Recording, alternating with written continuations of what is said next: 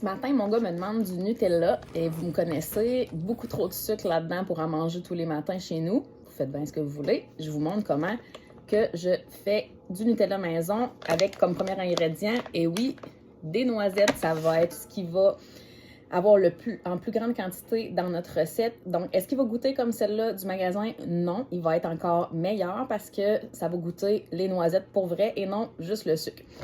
Donc, on va commencer avec 300 g de noisettes. Là, j'ai celle du Costco, très bon prix, très bonne qualité, je les aime. Mais ma recette vous demande d'enlever au moins une partie des peaux sur les noisettes. Donc, si vous voulez les acheter déjà sans peau, ça existe. Vous pouvez sauter cette étape-là en choisissant des noisettes déjà pelées. Ça ressemble à ça, 300 g de noisettes dans mon robot. Je vais commencer par les faire griller à sec dans une poêle sans matière grasse dedans. Ça va aider à enlever les peaux, puis ça va aussi rajouter de la saveur aux noisettes.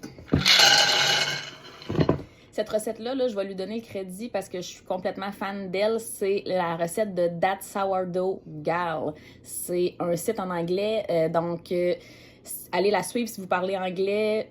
Ses recettes fonctionnent toujours. Elle est tellement rigoureuse dans son testage de recettes. Si vous ne parlez pas anglais, ben suivez ma page. Je vais vous en traduire une de temps en temps.